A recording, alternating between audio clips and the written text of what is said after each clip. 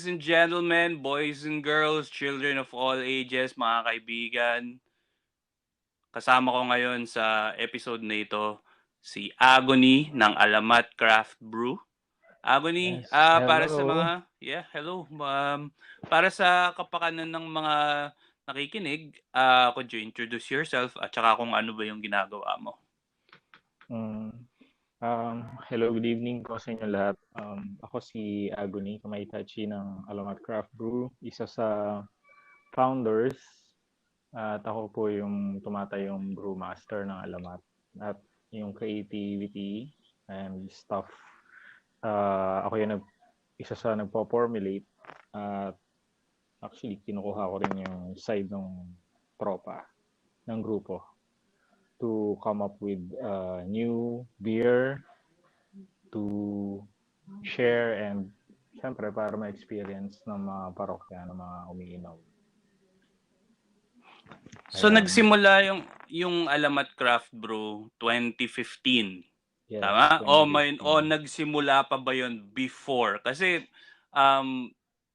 kumbaga 2015 yung mismong na-establish siya na parang formally. Pero prior to that ba, you made research and development na kanang ginagawa na ilang taon ba? Or gaano katagal bago siya naging kumbaga parang isang brand na nilapag nyo? Ayun, actually early 2015 na-hook na ako sa craft beer. So mga natikman ko, sasarap eh. Kakaiba kasi ang experience at lasa ng craft as compared sa commercial ones na natikman ko before. Tapos yung naging interesting, tapos eto yung isang founder, si Deo, yan, nakainuman ko at yan, nag-brainstorm and then pasok yung iba pang founders and then nagkaroon ng meeting May 1, yan, establish na yes, let's do this. Total mga artist naman tayo, baka pwedeng ito yung isa sa venue or isa sa pwede nating gawing company para ma-experience naman ng feel ng mga Pinoy yung craft. Although mahal, pero yun, talagang kailangan natin educate. Actually, nandun din yun educate kung bakit ganun yung beer, yung craft beer, bakit siya mahal, bakit ganun yung lasa niya, bakit hindi siya pwedeng lagyan ng yelo habang iniinom, yung mga ganong klaseng pag-educate sa mga parokyano or yung mga umiinom ng craft beer. Tapos yan, November, doon kami talaga nag-release nung beer, yung inilabas namin yung Capre. Yun yung kauna-unahan naming inintroduce sa market. Pero bago yon, may mga sample kaming ginawa na actually reject. Actually, sa ganitong bagay kasi kailangan mo ma-accept na meron kang failure. Dumaan din kami doon sa failure. Ang daming failures. Mga gaano kataas yung failure rate sa kumbaga mortality rate, sabihin na natin mortality rate, let's say, ng mga experimental brews nyo? Yung mga nauna talaga sobrang parang hindi mo may inom. Yung unang batch namin, pinilit lang talaga namin na pero malalasing inumin. ka. Oo. So Ininom lang lasa. namin. Actually, yung kaunanahan namin ginawa, dark beer na Tapos parang, stout dapat siya eh. Pero hindi stout ang nangyari. So, gumawa ulit kami ng isang beer. Yun yung nag-hit. Yun yung nakuha namin. IPA siya. Yung IPA, India Pale Ale, hoppy, bitter siya na version ng pale, which is mas mataas as compared sa panglasa ng lager. Man, papasok tayo ngayon dyan sa styles ng beer. Bago tayo pumunta diyan sa styles, matanong ko lang kasi from wala talaga akong diyan, eh. Kumbaga very basic lang ang Mm. sense ng parang knowledge ko pagdating sa ganyan. From my end, ang tingin ko diyan is of course, 'di ba parang fermentation, proseso 'yan ng Mm. fermentation eh. Ah, Tubig, tapos something asukal, hayaan mong iwan mo diyan. mm. Tapos, magde-develop siya ng alcohol, parang gano'n Mm. na. So, yung, mga let's say mga brews na ginawa niyo, yung mga craft niyo nung Mm. meron na ba kayong, or ikaw kasi ikaw lang ba yung nag-aano nito, yung nagde-decide na, "Guys, eto," kasi ikaw yung brewmaster, eh, o Mm. meron kang ka-team na dalawa kayong nasa parang chemistry na or nasa laboratory na kayo yung nagbabatuhan ng idea, so mas marami pa kayo grupo? Actually, buong team talaga. It's a team effort. Pero ano siya, lahat naman umiinom ng beer. Tapos, magbabato ng idea kung sino man. Ito try nating i-brew ganitong klaseng style ng beer. Yan. Tapos from that, Mm. formulate. Actually, ang beer kasi, ang craft beer actually, um, solid yan na water, malt, barley, malted barley. Doon kukunin yung sugar actually. Tapos yeast and hops. Four major ingredients. Yun. Pero, hindi lang apat actually. Pwede kang mag-infuse ng iba pang ingredients na mag-a-add ng excitement at flavor sa beer. Doon na Mm. talaga papasok na kaya naging mas enjoyable ang craft. Hmm. Ilan ba yung styles ng beer? Kanina nakat kita dun, eh. Ah, Is it 100 or kasi tell me kasi baka hindi natin of course may isa-isa baka growing. sobrang Sobrang dami dami ng niya. style. Pero Cheese. yung mga let's say kung sobrang dami niya, yung fundamental I guess na Ah, yung um the basics uh, lang. oo, mga Mm. ganun. The Sige. foundational styles para kasi Mm. baka um, may mga Okay, sige. terms tayo mabanggit, Mm. ma-lost tayo Mm. pareho. Well, Sige, ako, sige. sorry, pag Oh, so yeah, okay. bro, you have the floor. Sige. When it comes to styles ng beer, merong dalawang major. Actually, tatlo yan before. Um, Lager, wheat beer, and ale. Yun yung dati. Pero ngayon, talagang ginawa na lang lager and ales. So, ginawang dalawa. Ang wheat beer ngayon ay nasa side na ng ales. Ang ales at lagers, technically, yung fermentation niya, bottom fermentation and top fermentation. Actually, yung term na yon, top fermentation, yung yeast nasa itaas. Bottom fermentation, yung yeast naman nasa baba. Mm. Yun yung pagkakaiba nila. Mhm. Tapos, um, yung ales, yung yeast niya actually nasa ibabaw, tapos nalalaglag na lang yun, namamatay, pupunta sa baba. Yun yung mga ale. Tapos ang lager, bottom naman, nandun lang sa bottom yung ano. Tapos, wait, um, yung temperature niya, sobrang baba. Yung mga lager. Tapos yung ales, nasa mataas. Actually, around 18 to 20 kaya pa. Pero degrees Celsius, kaya pang mag-ferment. Pero may mga yeast talaga na talagang, ano bang tawag dito? Kayang-kaya niya na kahit 36 degrees Celsius. Philippine standard, no, kumbaga room temperature sa Philippines. Meron ng ganong klaseng yeast na ginagamit sa mga ales din ngayon. Tapos, So, mhm. yung ales, sobrang dami niyan. Yung lagers kasi, dark lagers, tsaka light lagers, tsaka strong. Yung mga si red banggit na tayo na example. No, it's okay Strong, lang. strong lager yan. Mm. Strong. Mhm. Tapos, sige, sa side naman tayo ng ale, meron tayong iba-iba. Meron tayong blonde ale, meron tayong pale ale, meron tayong Belgian IPA,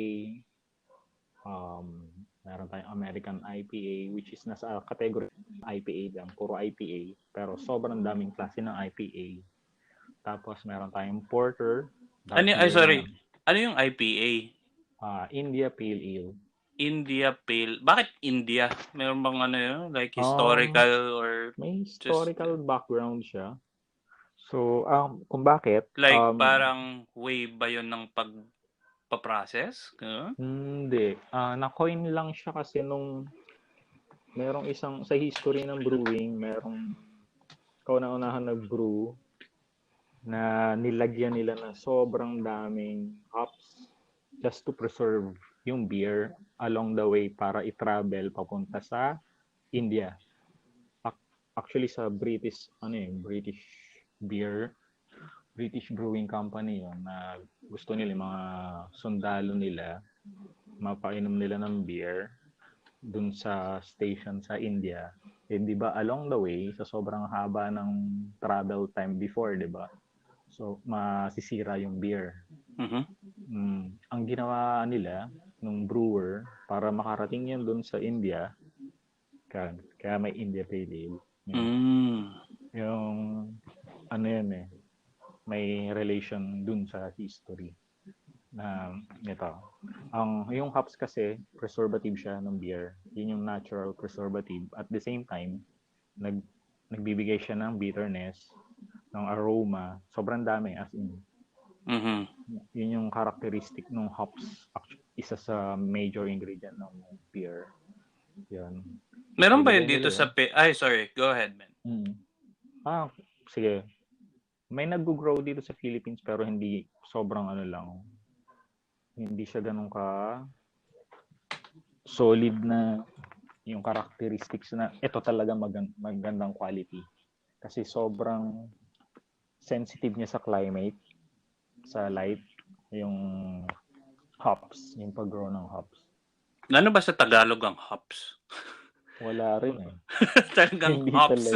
Talagang yung ano yan, ano siya talaga salitang dayuhan para sa atin talaga. Wala siya talaga dito. Kumbaga parang imported siyang talaga. Na ano. So yung mga ginagamit nyo sa mga kina-craft ninyo, talagang ini-import nyo pa yung hops para I guess or may sabi mo may nagso-source dito pero meron ba kayong like type ng concoction na brew na lahat locally sourced? Like yung locally sourced hops, locally sourced. Wala. Hindi pa posible yung ganun ba dito sa atin? Ang ginawa lang namin before, ito yung first anniversary brew namin. Si Oni. Actually, isang character na yokai, na Japanese yokai yun, yung devil, di ba, yung Oni. Ang namin doon, kuha kami ng something Japanese at something Pinoy. Actually, ang something Pinoy lang talaga na nakuha namin, syempre, 100% tubig, Pinoy. Sama yun. Dito yun. Locally. Tapos, yung malt, taga-Antipolo yung kinuhaan namin. Talagang dito niya pinrases yung malt. So, yun. Water and malt. Sa yeast, mahirap. Actually, pwede mong iwan yung beer open na yung natural yeast. Kaso nga lang, kung mayroon kang gustong hanapin na lasa, hindi mo makukuha yan. So, medyo delikado pa yung ganong klaseng proseso dito sa atin. So, yeast namin from US. Yung powdered form lang siya. So, may iba't ibang klase pa ba ng yeast o it's just like a beer yeast? Ganun. So, may iba't ibang klase pa rin ng yeast? Yes. Okay. Sobrang dami pa, bro. So, parang, ano pala to talaga, isang parang rabbit hole din pala kasi Parang Ang dami mong napaka-diverse ang dami mong pwedeng i-consider. Ang daming pwedeng i-consider. So parang ano nga, parang mga mangkukulang. Oo. Kumbaga, Pag yung iniisip ko na parang nung unang panahon, no? Parang kasi, kumbaga parang biglang na-imagine ko na, putya, nung unang panahon, nung wala pa kunyari, mga una-unang taong nag-imbento ng beer or nakadiskubre ng beer, na siguro merong naiwan dyan na tubig, tas ininom niya, tas, oh shit, nalasing! Parang ganun. Di actually, ba parang ganun? Or, kasi usually, I mean, hindi ko, kumbaga sa akin lang to, parang siguro merong curious na pagaluhaluin ko to and then, parang mga lumang, mga old rudimentary scientific experimental shit ng mga weird people ng tribo. Siguro mga medicine men, ganun, 'di ba? Naging naipasa na sa tradition ng mga shaman, mga actually mga ganung may tapos medyo ano diyan, may medyo part ng history sa ganyan. sige, Chong. Oo. Interesting sa akin yan. History. Basta history. Yan. Ano ba yung like, since nasa history na tayo ng beer, ano ba yung, could you kwento mo naman, ano ba yung kwento ng, Maraming ano siya, uh, maraming versions pero yung sa nabasa kong isang history book about beer, sa Mesopotamia, meron din diyan na na-discover na beer sa part na yon. Tapos yung sa isa rin yung sa Egypt. Actually, meron ng beer dati sa Egypt. Pero non-alcoholic pa yon dati. Yun yung energizer or energy drink ng mga ano, yung nag-build ng pyramid. wow, Yeah, that mais. old.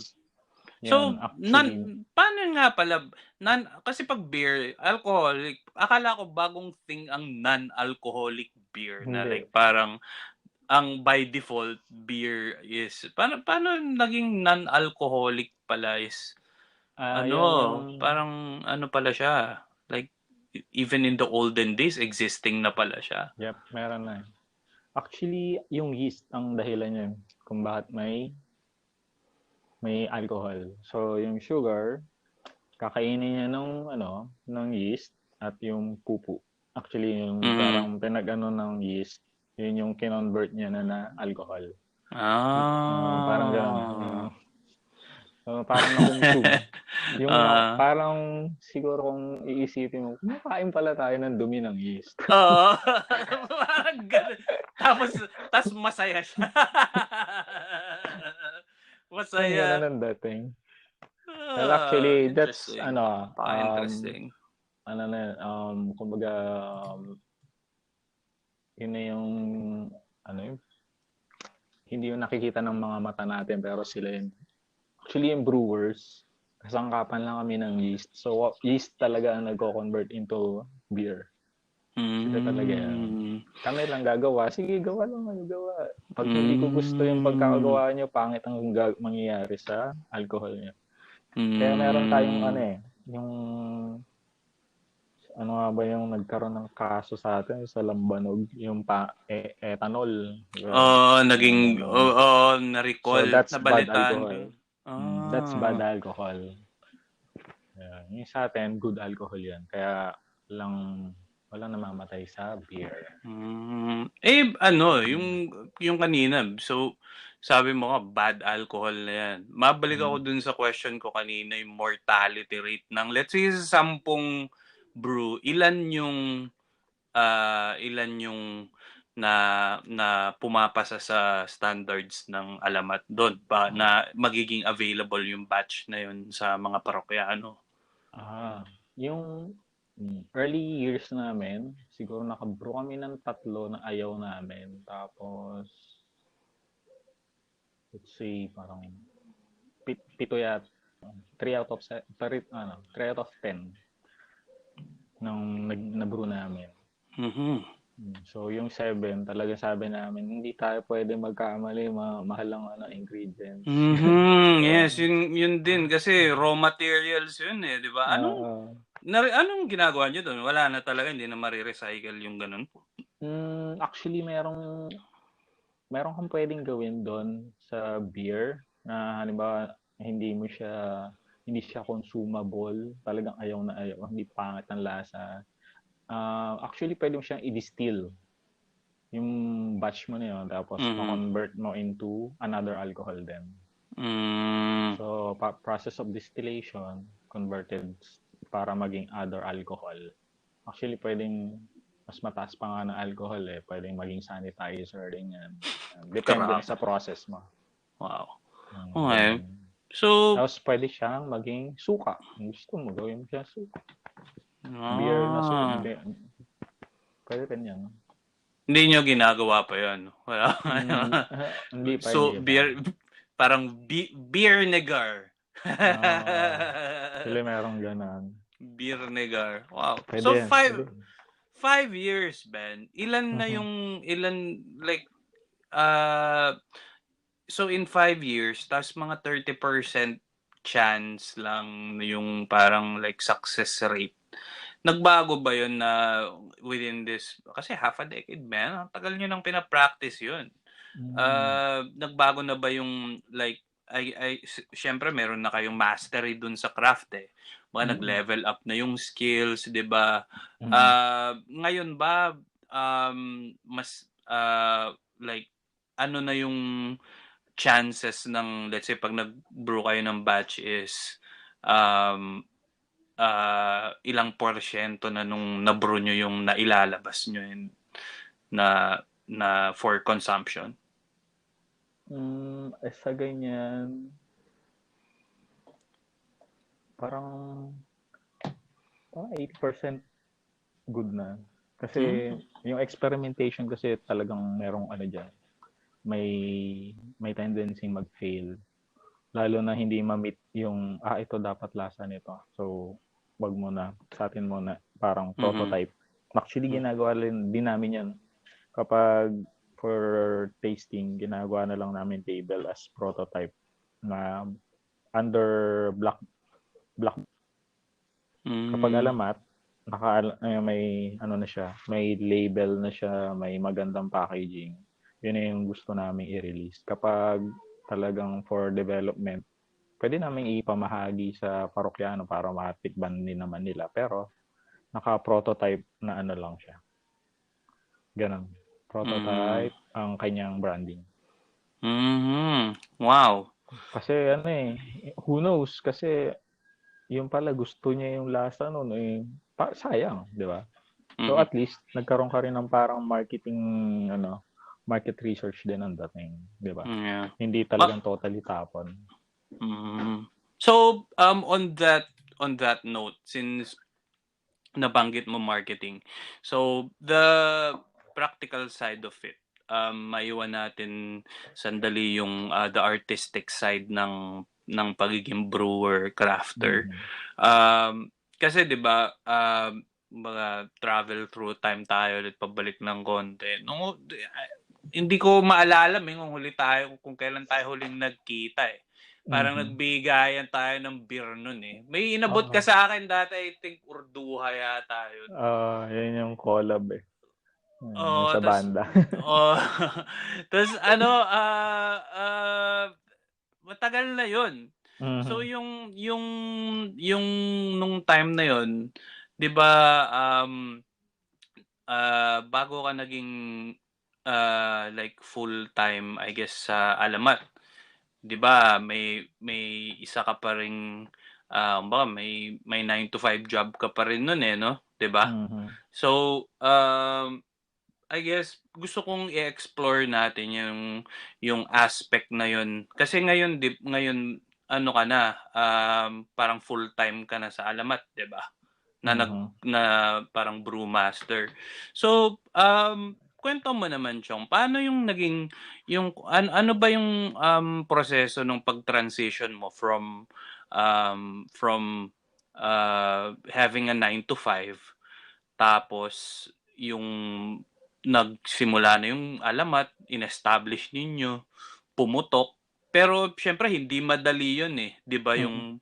yung pag 9 to 5 mo kasi syempre may maraming ano 'yun eh, kumbaga that's the kumbaga fork in the road talaga 'yun eh, na Mm. pag dumaan ka sa isang parang wala nang balikan dun sa huling dinaanan mo na ano na na path. Ano Chong yun, paano yung naging experience mo nun? For the parang benefit din kasi baka may nakikinig sa atin na um, may nakikinig ng mga motivational videos na sa YouTube Mhm. na I think lahat tayo dumaan sa ganun na follow your dreams. Oo And naman, oo and yun. 'di ba na follow your bliss Mhm. and Oo. follow your passion and all of that. Pero like on kumbaga on the surface level like yes, tama, ganun. Pero on the practical side, the plunge talaga is napakahirap nung switch na yun. Ang daming instability na kailangan mong harapin, 'di Mhm. ba? Sa halip na nagna 9 to 5 ka, 5 to 9 ka na. Ganon. 'Di ba? Oo. Ganun na yung shit mo eh. So, for you, man, ngayon kasi um brewmaster, eh. Putya, meron ka ng repository of knowledge na ikaw lang ang nakakaalam through half a decade of experience pagdating Mhm. sa beer. Dito sa Pinas, I don't know kung ilan kayo, pero I mean, from sa akin, men, nakaka-ano yun. Baga, sa totoo lang, huge respect and sa'yo. Na I mean, wala men, wala akong masabi talaga na Ah, nakakaano yun eh, nakakalula oo, para actually. para sa ano. So, bago ka naging master, syempre novice, and then from the 9 to 5, how did you make the switch? How did you manage all of that na pin-repair mo yung sarili mo na nag-lead sa'yo kung nasan ka ngayon Um, in terms of, your passion and mm. income and entrepreneurial venture. Ang dami eh. Daming dapat ipasok sa utak. As in, kung andyan yung dapat manood ka ng YouTube video, andyan yung dapat magkaroon ka ng online class, andyan yung dapat umattend ka physically ng isang lecture, nandyan din yung group, parang group study ang dating, tapos nandyan din yung self-education. Talagang lahat yun dapat mo makuha para dun sa knowledge ng ito paggawa ng craft beer. Kasi sabihin na natin beer. Kasi talagang hindi siya basta-bastang venture. Ano yan eh, medyo pwedeng sabihin natin hit or miss yan eh. Mga gumawa ka ng beer, hindi pala patok mga parap yan. Hindi parang hirap na tanggapin na, binuro ko yan ng isang buwan, ginawa ko isang buwan, hindi pala gusto. Parang ganun. So talagang kailangan mong matuto ng mga bagay-bagay na kailangan matutunan yung characteristics ng hops, ano yung kaya gawin ng yeast, tapos hindi lang din yun eh. Yung protocol ng local government kung paano ba ang policies sa maayos na uh, kumbaga yung parang mini factory mo or yung gawaan mo ng beer. Actually, lahat yun dapat meron kang knowledge kasi hindi ano yun eh, pinagdudugtong yan eh, na kung gusto mo mag-entrepreneurial, maging businessman, alam mo rin dapat yun kung ano yung mga papeles na dapat mong lakarin, mga DTI, kumbaga talagang lahat, isang Mhm. bagsakan, no? Oo, Mhm. anong kailangan kong makuha. Tama, matutuliro ka talaga. So, proper handling lang talaga. Huwag kang mag-stay focus ka lang talaga. Alam kung nakuha mo na tong papeles na to, kung meron pa, ano lang, um, checklist. Ano pa yung mahirap o kung ano naman yung pwede. Kung po pwedeng walang ganito na mayroon ka namang ganitong papeles. Di ba? Kasi may sa mga ganyang klaseng business, depende yan sa scale eh. Kung sobrang laki mo, may mas malaki kang requirement. So, sa amin naman, small scale pa lang naman kami, kaya medyo kayang-kaya pa naman na yung mga lakaran ng bagay-bagay. Pero so far ngayon, yung pinaka magandang nakuha namin before pandemic, yung license to operate na nakuha sa Food and Drugs Authority ng Philippines. So, medyo yun, sobrang bigat nun. Ang hirap kumuha nun. Pero syempre, pandemic ngayon. Protocol namin sa grupo, wag muna kasi hindi natin kilala yung kalaban eh. Yung antindi eh. Mm-hmm. Si COVID, siya eh, may study na nag-stay siya sa hangin. Ang brewing, hangin, may factor din ng hangin dyan eh. Tapos, syempre, yung raw mats mo, hahawak-hawakan mo kung sino-sino. So, may mga kailangan tayong protocol din. So, maintindihan din mga tao yan sa pag gumagawa ng mga business. So, yung food, parang mas matindi yan. Actually, considered as food din naman ng beverage. Diba? So, yung process, kung titignan mo, kung yung raw mats handling, talagang kung kaya mo talagang mag-release ka. Pero kung talagang may protocol kayo as a group, pwede mong muna, hintayin mong maging okay, saka mag-release. So, stage namin ganun eh. Nakaganon kami ngayon. Freeze muna. Pero once maging makakuha na namin yung tempo na pwede na kami mag-release ulit ng mga beer, ready na kami. Sa ngayon,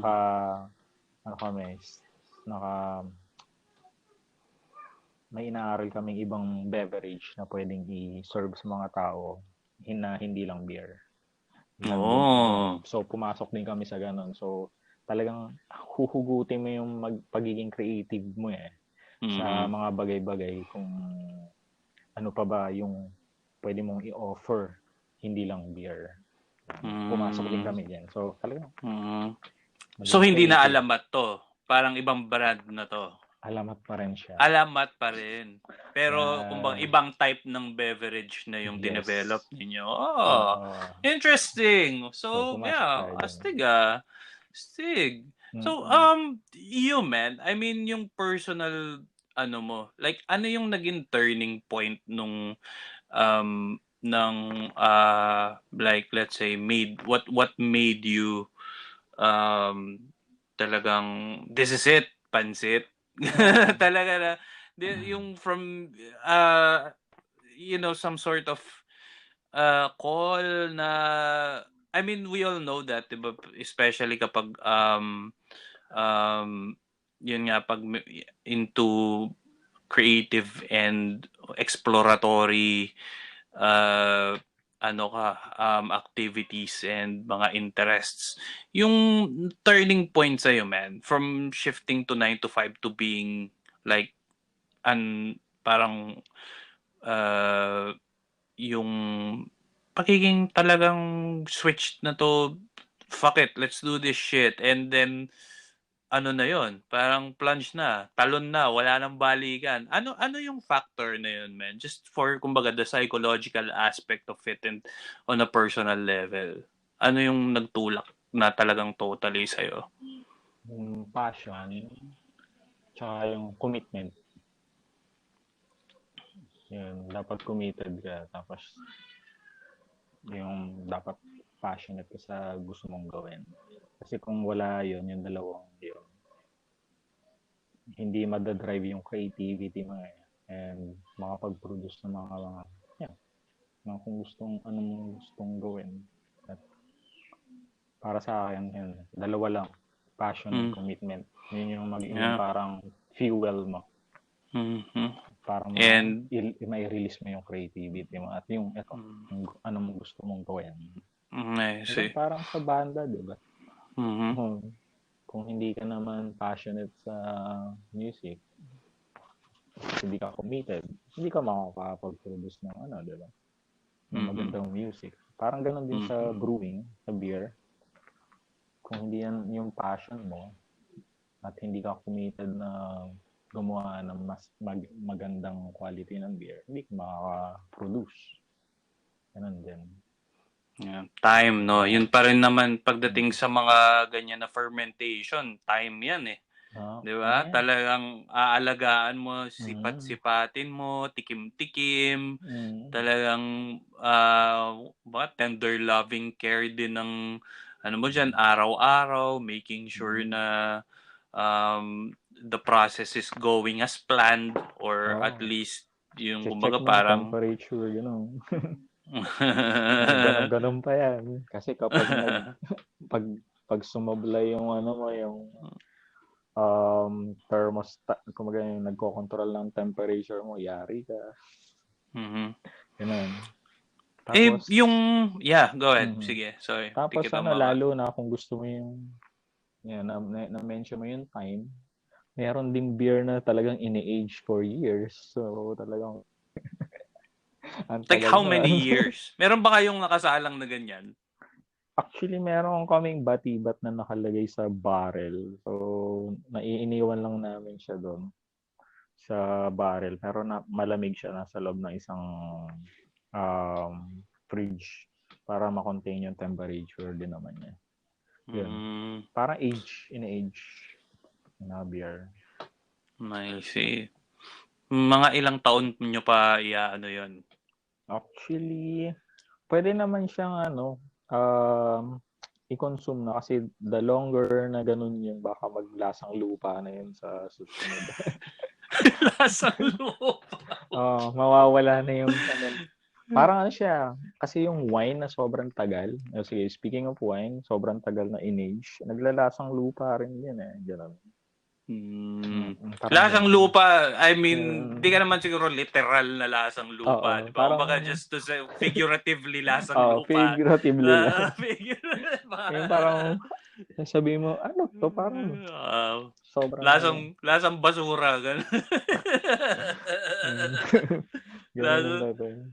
Ganun yung datingan. Shit, 5 years, man. Ngayon walang biglang nagsisingin sa akin na 5 years mo nang ginagawa to.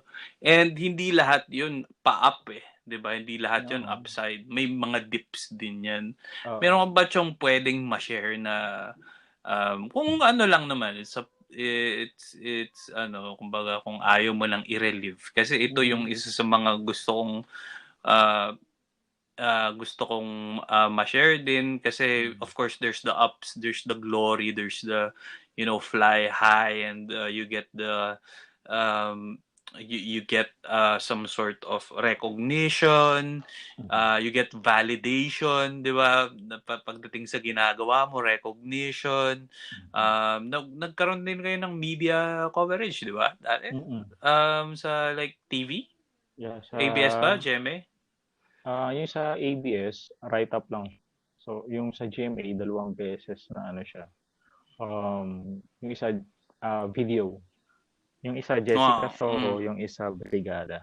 Wow. Yeah. So, ang laking factor nun, di ba, of course, yung pagdating sa, kumbaga, back-end ng operations, syempre, exposure yun. Pucha, GMA yun eh. Buong Pilipinas, narinig yung na-feature kayo. So, yeah, those, yun yung parang produkto nung hard work and dedication and time and perseverance and lahat ng mga investment na kumbaga dugo, pawis, luha na yan nyo eh. Pero bago nyo na yun, man, may ma-share ka ba na hellish? Yun eh, yung napunta ka or kayo sa ilalim ng lupa na parang, oh shit, ano pa ba tayo dito? Parang, lahat kasi dumadaan sa ganun eh. I don't think na lahat is parang pataas lang ng pataas. Di ba merong ganun eh, na parang, like, parang nasunugan ba kayo o gano'n? Ano yung pinaka-hellish? Siguro, I guess,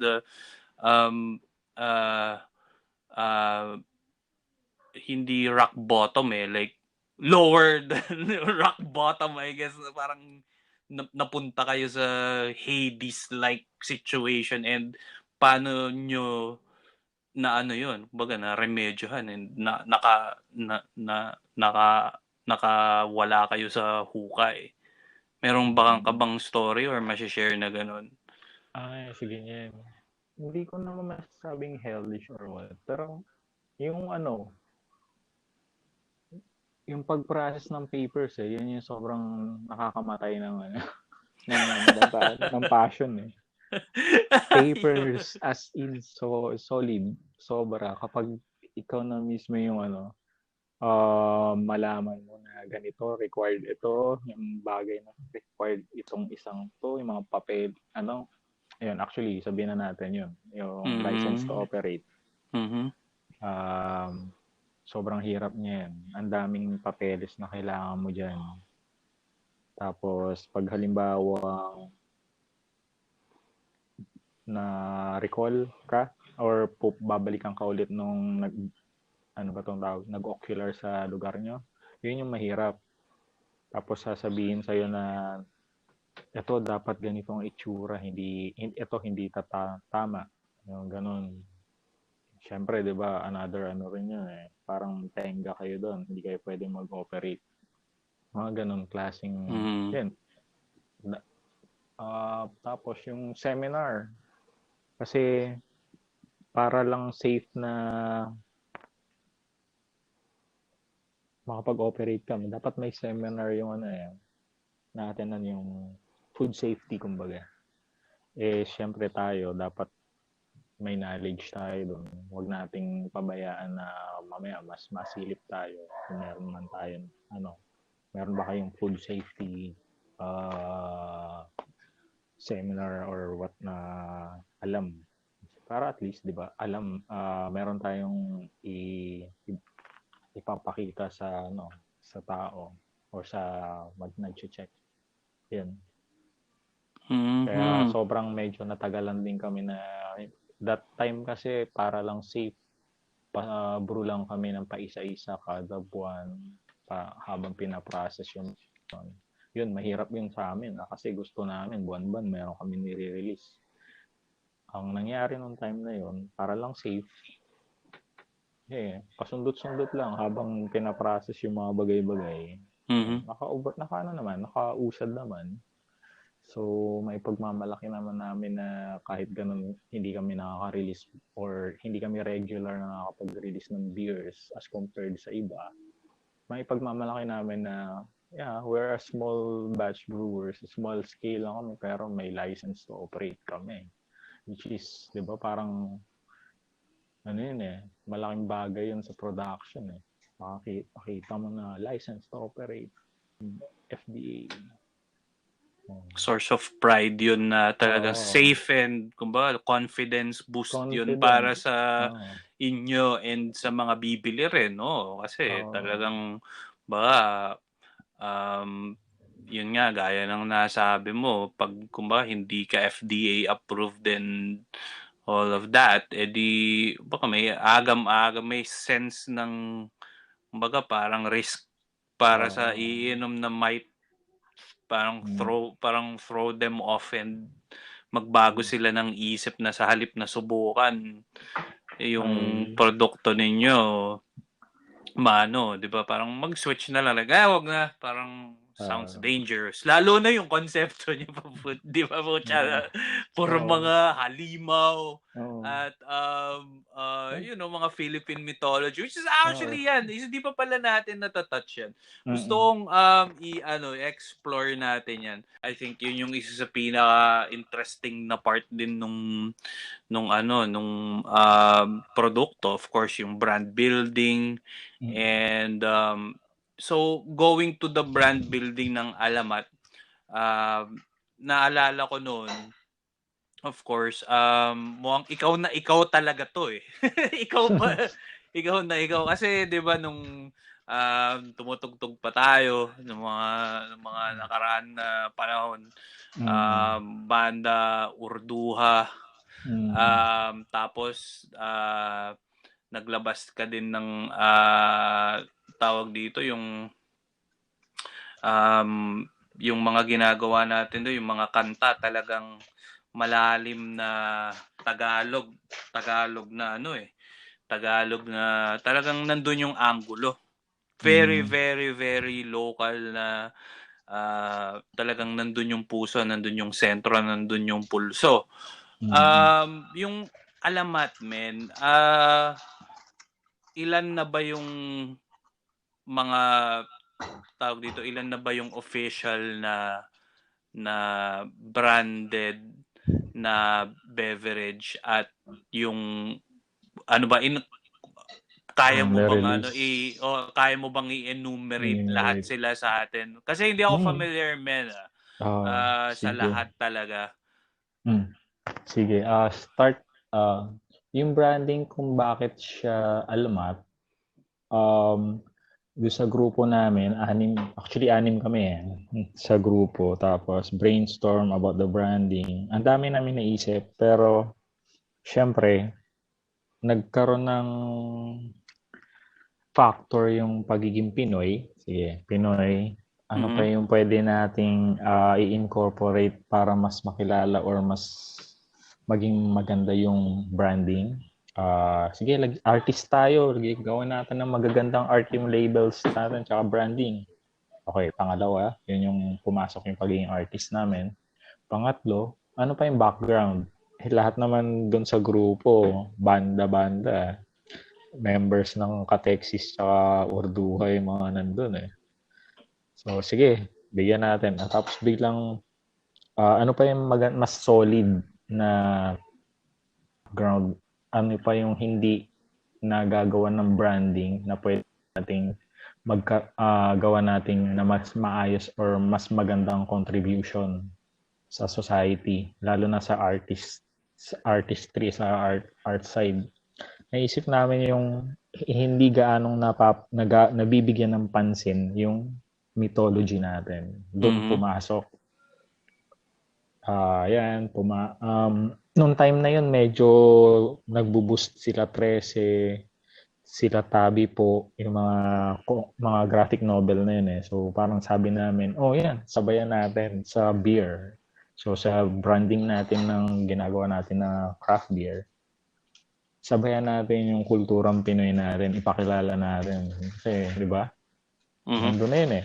Hindi ka lang beer sa Pilipinas. So, ano naman yung maiko-contribute natin sa mundo ng craft beer na sariling atin? Di yun. Nagkaroon na ng solid foundation. Alamat Craft Brew. Tapos yung branding natin, yung mga hindi ganong pinapansin ng mga character sa mythology, sa folklore natin. Yan. Then, dun, establish. Boom. Meron ba to, Chong, meron bang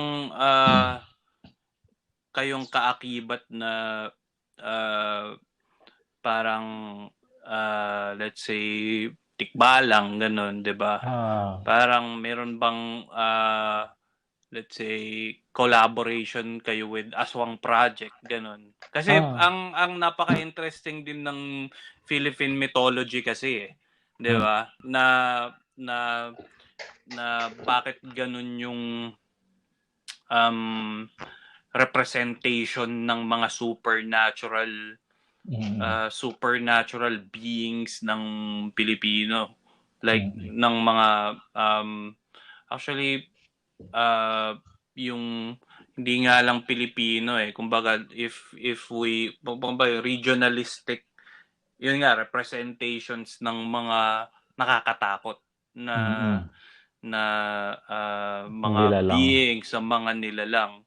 Kasi I think personally na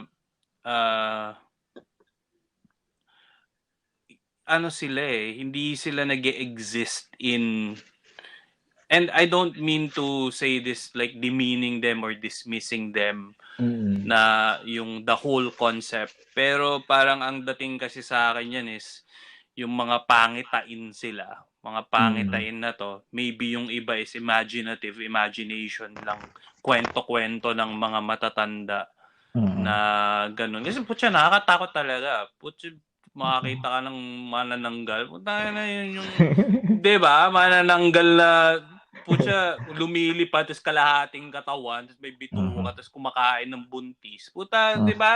Napaka, Oo. ano nun, napaka rich in parang deeply rooted yon sa parang culture natin Mm. na yung in a sense of fear na parang to instill some sense of fear sa kumbaga na te-trigger nun yung psyche natin putya kapre nako. Mm. Kumbaga kung iisipin mo kwento may tao diyan no.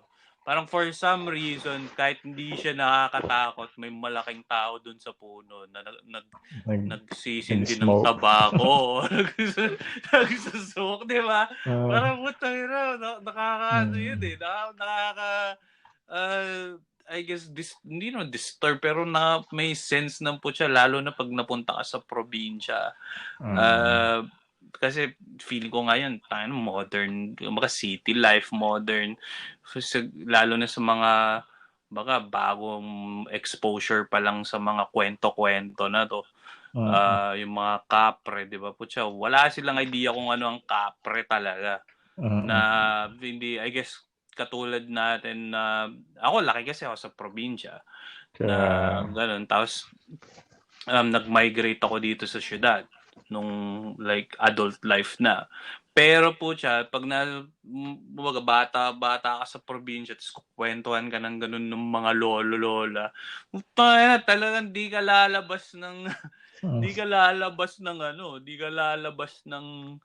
ah, ng bahay mo pag madilim na. 'Di Mm. ba? Parang in a way siguro parang way yun to protect the kids na rin kasi gubat-gubat Puta ba Mm. may ibang mga predator sa gubat na pag walang takot yung bata lumabas ng gabi, patay. Puta Mm. na maano, 'di ba? So, ikaw dude, ano yung um uh, uh, take mo dyan sa mga Ah, supernatural mythological folklore natin? Ano yung uh, punto de vista mo dyan? mm, At paano pala siya highly connected sa alamat?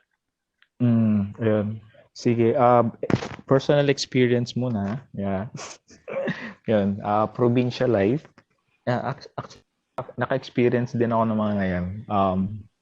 Talagang, ano bang masasabi na? First hand. Ang isa, Seryoso? oh, Wow. actually, um, hindi ko lang sure kung anong klaseng creature yon. Pero overhead, nung naka-provincial life, diba, sobrang liwanag nung buwan. Tapos anino mo lang.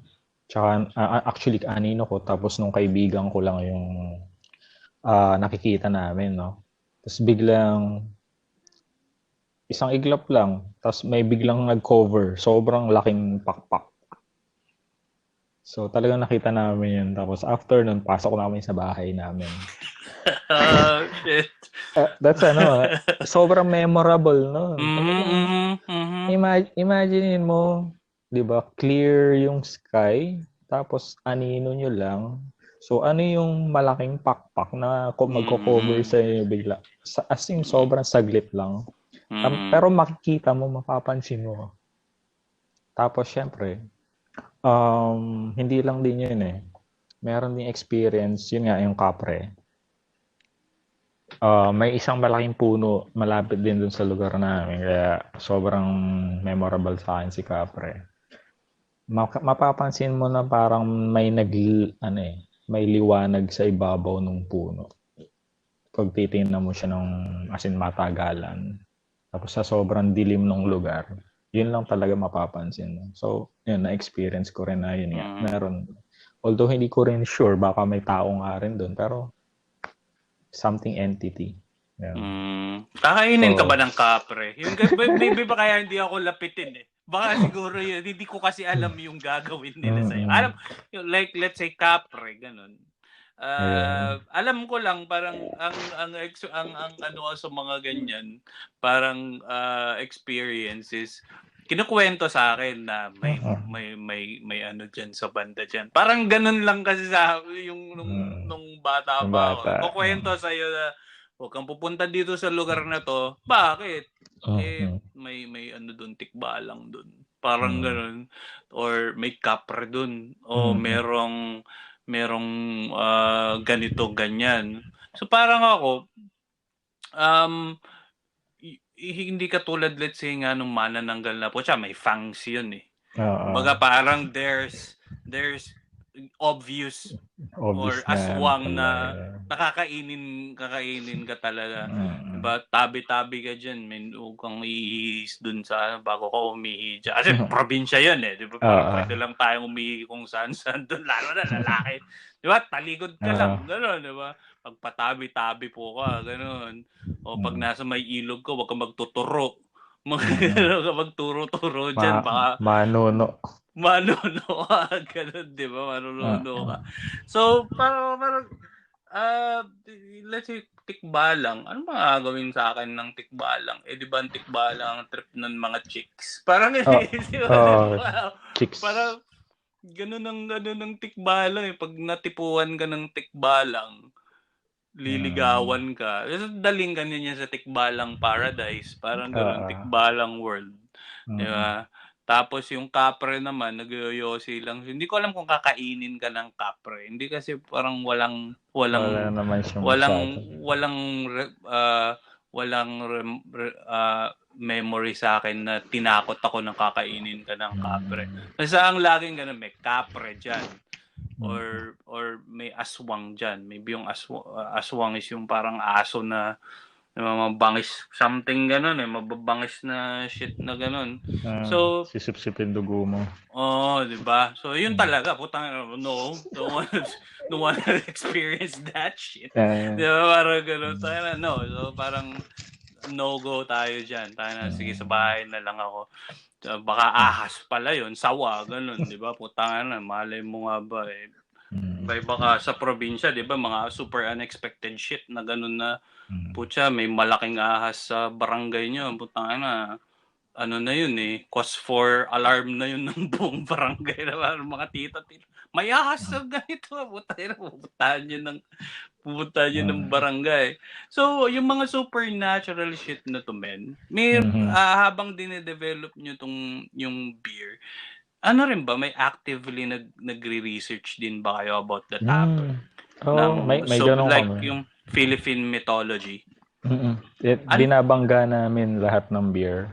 Actually, si Capre, yung beer na Capre na yon, pag na-experience mo na iniinom siya, para kang may katabing nag-smoke ng Capre. So parang may naninigarilyo sa na kasama habang iniinom yon. Kasi yung experience ng beer, smoky. So parang gano'n Mm. siya. Tapos See. yung ano naman yun namin, yung isa, si Ansisit. Ansisit kasi parang duwende yun eh. Pero Ilocano. Yun. Nagkaroon din kami ng magandang, kumbaga, maganda yung nangyari doon sa kung ba't gusto naming may Ansisit. Kasi playful si Ansisit eh. Playful siya, katapos kapag naging masama ka sa kanya, masama yung gagawin sa'yo. So, yung beer na ginawa namin, playful na beer na medyo sessionable na IPA siya. Kung hindi ka sanay sa IPA or hindi ka sanay sa mga beer na matataas ang alcohol, mararamdaman mo yung tama or sipa. Parang ganun na naging play nung branding ng Ansisit naman na. Tapos si Orduha naman, yung beer na yan, although collab din siya nung yung nasa banda, yung isa pang nangyayari doon, ginamitan namin siya ng Warrior hops. May Warrior kasi na pangalan, Warrior na hops. Tapos parang gumawa rin kami ng nilaro namin yung story about that, kung paano. Nagawa natin ng parang medyo pambabaing panlasa na beer. Tapos syempre wapak na wapak yung bitterness. At the same time mabango. Sino sa mythology ng Philippines ang gano'n? Sino yung mas warrior type? Dito, Orduha. Tapos, yung isa naman, yung stout namin, yung Bakunawa. Di ba si Bakunawa yung na eclipse? Eclipse. So, kumakain ng buwan. araw. Ay, buwan Yun. ba? Buwan. Tapos, yun. Anong type ng beer? Meron kasing type ng beer na oatmeal cookie stout. So, as in, literally cookie. Yung, oatmeal cookie. So, si Bakunawa namin, oatmeal cookie stout yung style niya. So, yun yung ginawa naming branding kay Bakunawa. So, Bakunawa Duyog Stout. Duyog yung Tagalog ng Eclipse natin eh. So, yun. Incorporate siya doon. Yung isa naman, si Minokawa naman, isa rin siyang nagkukos ng Eclipse. Actually, lahat yung in-explore namin at kung ano yung pwedeng ilaro sa ingredients at style ng beer para dun sa isang mas magandang branding. Yan. Si Minokawa, kulay pula yung dapat medyo may kulay pulang effect yung beer, although dark siya. So, ginamitan din namin ng ng pampapula na ingredient. Tapos, actually may mais yun. Nilagyan namin siya ng corn. Kasi di ba kawa manok-manok fish. So parang may konting story. Yun, naging fish kami. Tapos maraming si Tan. Actually si Tan, yung ginawa devil god natin yun eh. Demonic god sa Philippine mythology. Paano natin gagawing medyo hellish experience yung kapag iniinom yung beer? Naglagay kami ng sili. Para mainit-init sa pakiramdam. So, ginamitan namin siya ng habanero yata yun or ghost pepper. Tapos si Danag, yung aswang natin na sa northern part ng Philippines, red beer yun. So, red. Na-experience mo kulay pula yung beer. Tapos, meron din kami yung lately lang yung hindi gaanong na-appreciate ng iba. Kasi wheat IPA. Wheat beer siya, pero IPA, combine. Tapos, ang pinangalan namin sa kanya, Caperosa siya, ang Tagalog ng lady ay Caperosa. So, yung story namin, since wheat siya, so white lady, wheat lady IPA. Yung naging story niya. Tapos bitter yung background ni white lady, di ba? Kaya nagpapakita siya sa balete. So yun yung namin. Kaya yung pagbangga ng story, yung actual kung ano yung na isasalin-salin sa mga libro, ibinabangga namin sa branding ng beer para ma-experience din ng tao, ganito pala si White Lady, ganito pala si Capre. So, para may narrative din ng konti sa label. Yun. Doon pumapasok yung yun, creativity din talaga sa It's really fascinating, man. Ang galing nun. Yung may narrative, parang kinikwento nyo yung narrative through experiential beer. Yung the whole beer experience is encapsulated nga na hindi lang pala siya basta natripan nyo lang na ganun. I didn't know that, man. Na revelation to on my part na putya, ganun pala yun. Astig. So, yeah, I guess it's on some level nga mas enriching experience ang pag-inom ng craft Pag-inom ng mga craft beers na gawang Pinoy compared sa mass market produced na na the counterparts. Ito dude.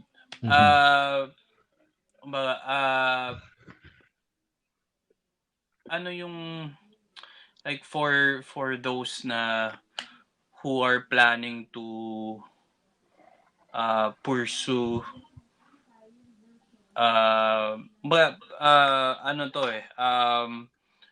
pursue the creative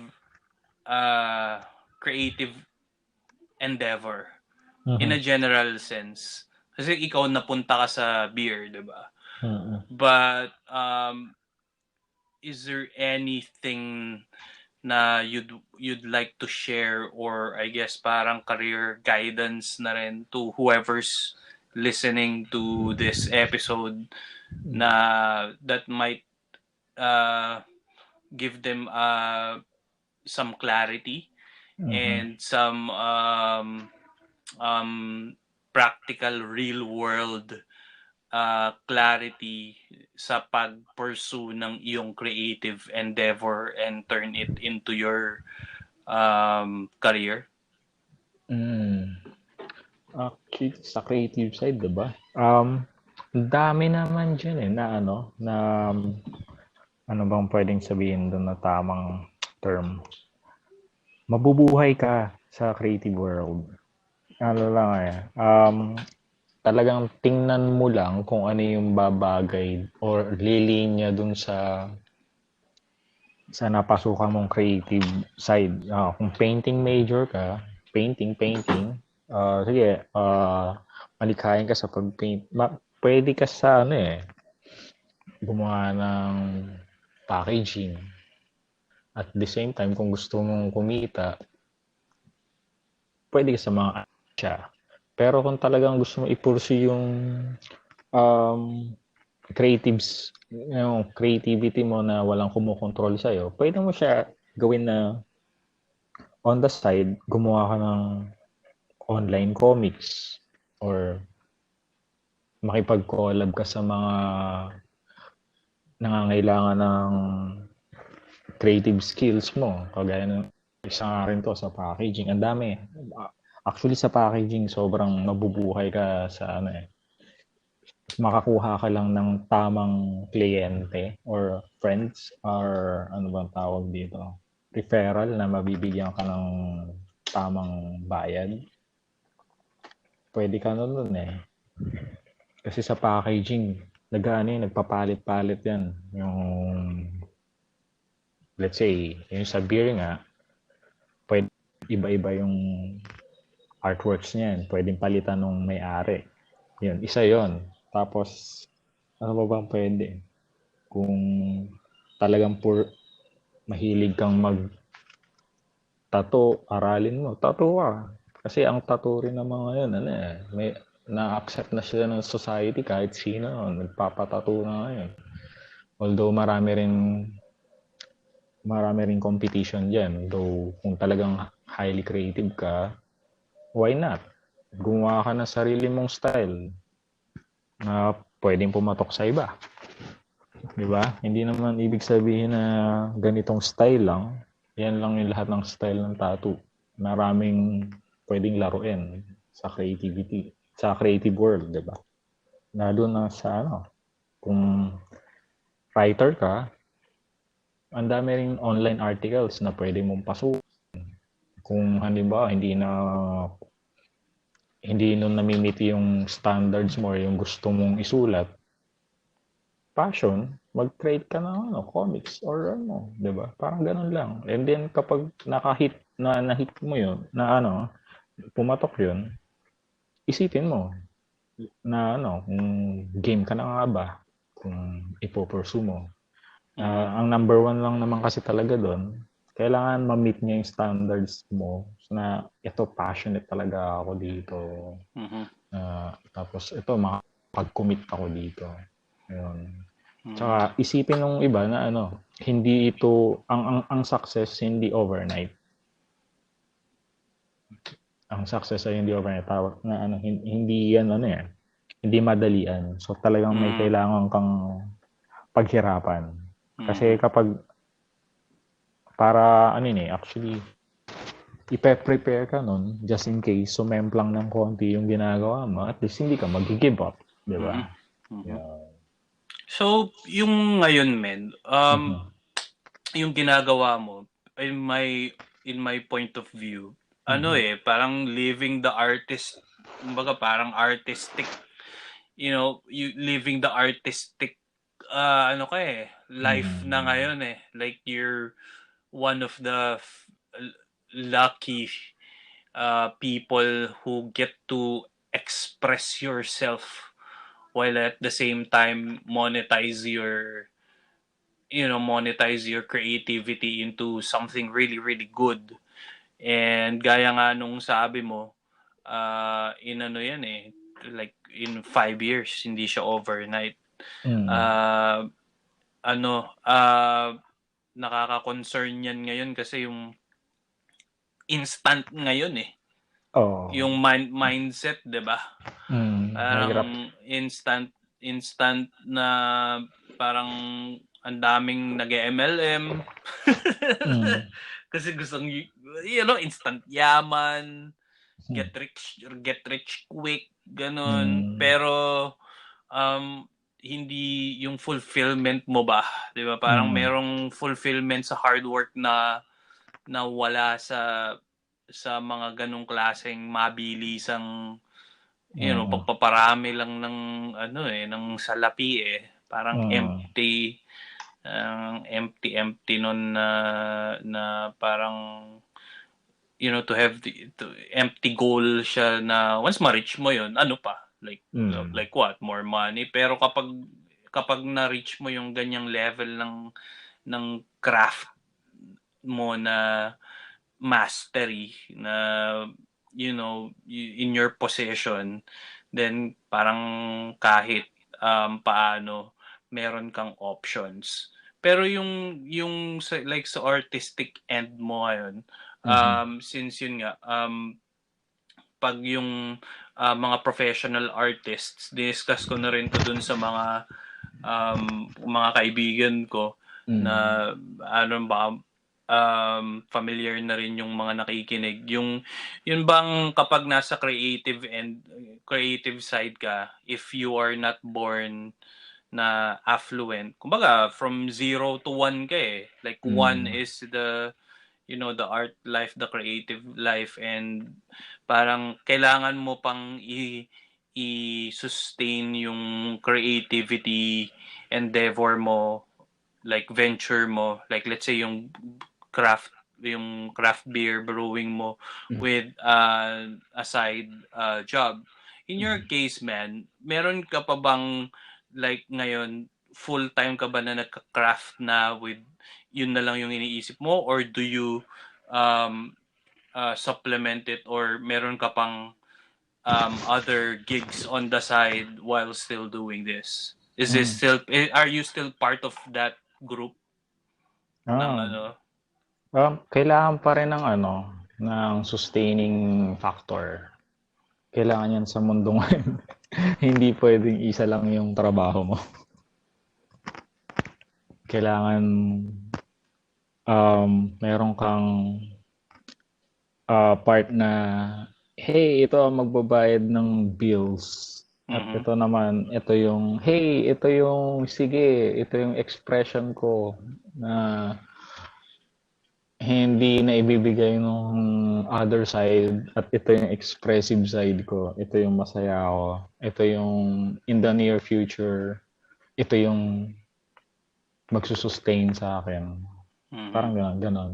Yun yung Kailan may mambalance eh. Kailan balanse yung bumubuo sa ano mo, sa pagkatao sa mo. pagkatao mo, 'di ba? Yun yung Uh, soul, yun yung food for the soul mo talaga uh, I guess yun nga for creatively mm, tuned people na like us na into sa pagiging malikhain. mm, Yeah, I think it's a common thing nga na mm, na you need some some other hustle to pay the bills. But Yes. the other important thing is yung that soul food. Ano pa to? May sabihin sana pero ito pala. Meron akong nabasang theory. Ngayon ko lang siya naisip. Ngayon lang siya bumagsak sa akin. Dapat itatanong ko na to sa'yo kanina. Which is weird. Parang medyo hindi naman off tangent, pero tungkol pa rin siya sa beer. Parang ang ano lang, ang I guess off lang ng timing awkward. Meron akong nabasa na history na beer before bread. Familiar ka ba dun sa beer before bread theory ng human civilization? Mas naunang nabasa ko yan doon sa parang nandun siya sa history ng beer. Nandun pati yung yeast na ginagamit sa bread ginagamit din sa beer. Pero anong stance mo doon na I mean, this is just for whoever still listening at this point na kaya daw nagsettle ang mga tao like nung ma-discover ang fermentation. Kasi bread tsaka beer parehong may fermentation process yan di ba? Yung isa is flour, yung isa is beer. Kaya daw na tumino tayo sa isang lugar lang is dahil na-discover na ng mga tao na hindi nila kaya mag-ferment ng beer kapag nomadic ang lifestyle. So hindi ano ba yun? I mean, practically, Chong. I mean, curious lang ako kasi parang it makes sense na pag galaw ka ng galaw, paiba-iba yung let's say temperature or paiba-iba ng lugar o yung kunyari kung saan man ka nagpe-ferment ng beer mo. Parang di ba like yung mga pinagsasabi mo kanina, masisira yun eh. Baka hindi ka kailangan kasi kailangan naka-stock lang siya, di ba? Steady lang yun. Tapos hindi siya So parang yun yung rason.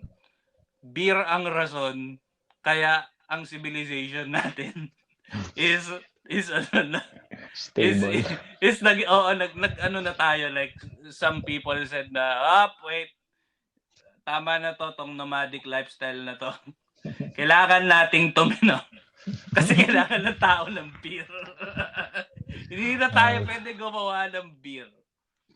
Tapos tsaka lang daw tinapay. Kasi yung bread is, of course, can't bake bread din naman nga na kapag nomadic, oven, may dala-dala kang hunter-gatherer ka.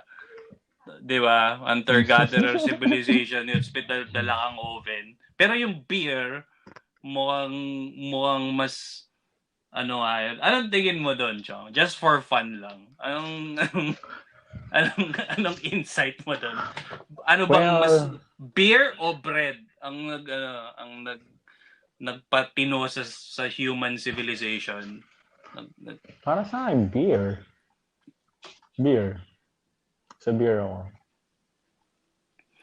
Ako rin parang yun kasi like hard laborer ka, 'di ba, nung unang panahon, magbubukid ka, tapos or kung hindi ka man magbubukid, nagpapastol ka, tapos nag-aararo ka buong araw, nag-hunt ka ng buong araw para sa tribo, para may maipakain ka sa pamilya mo.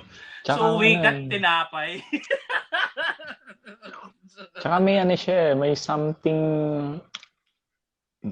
Actually, kapag uminom ka na ng beer, may something experience ka na relaxation ng dating Ganun. Di ba? Kaya parang sabi na no more moving around. No more moving. Mayroon silang leader. Sabi, just make more beer. It will be a happier people. kapag tumino tayo, magtanim na lang kayo dyan. Muli na lang kayo ng hayop, then let's breed them, and then let's eat them, instead na mag-hunt pa. Wow. Ayan, yun, the beer before bread. I don't know kung ano yung ano nga doon, totoong istorya nun, pero mukhang totoo nga na beer is one of the foundational reasons kung bakit nasaan yung civilization natin ngayon, like yung structure ng lifestyle and civilization natin from all over the the world is due to get Drunk. fucked up. To get drunk. To get smashed. Well, dude, I think na-cover na natin yung na-cover natin yung topics na relevant sa Alamat, and you as an artist and as a master brewer and as a creative person in general. Meron ka pa bang gustong i-address? Kasi I think we can close. I think we can end the episode. Yun.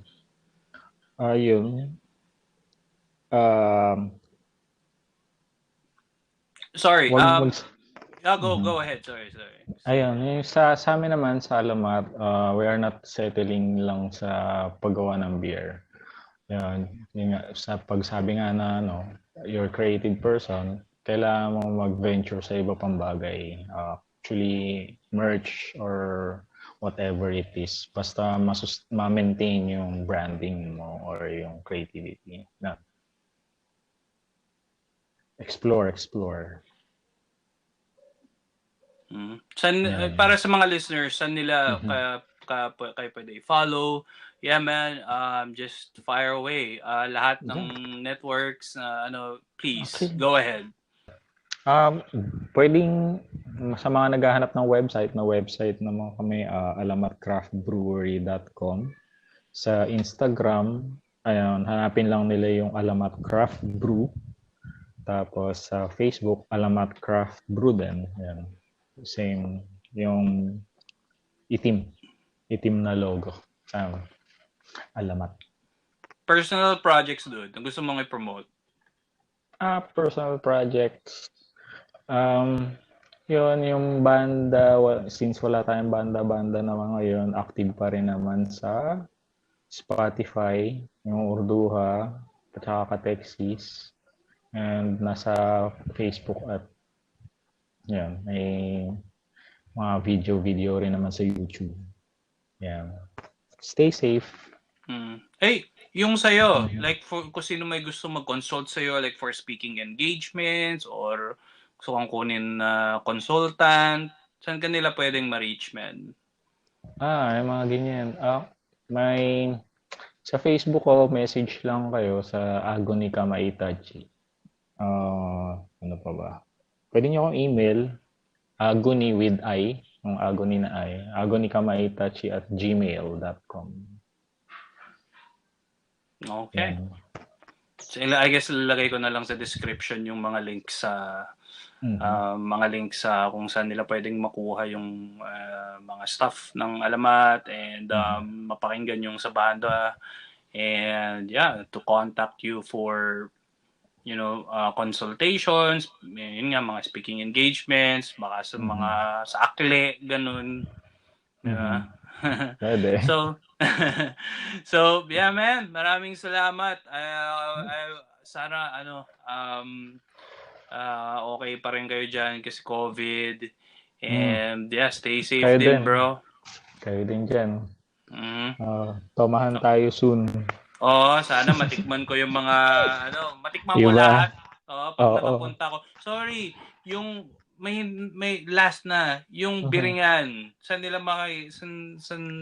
open to public na ba ang Biringan o by invite only? Nakalimutan natin yung Biringan. Ano lang siya. Since Biringan talaga, bawal siyang puntahan. Well, actually may issue kami sa barangay, so kailangan lang Sunod na lang kami sa barangay. Sa ano pala, sa homeowners. So, pwede naman siya na super VIP, pwedeng pupunta doon. Pwede naman, kaunlakan. I see. Okay, so I guess ano na lang, message na lang sa alamat sa IG siguro, no? Mga ganun. Okay. Yan. Well, salamat ulit, men. Sana magawa Bro. natin ito ulit kapag may mga, kung may mga bagong shit tayo na mga pinagkakabalahan and yeah, pag may pagkakataon ulit, men. Sige. Salamat. Alright, para sa mga Toma. Toma. Cheers. Kampay-kampay Cheers. tayo para sa mga nakikinig dyan hanggang ngayon. Yes. Goodbye, everyone. Salamat sa pakikinig. Thank you. Salamat lahat.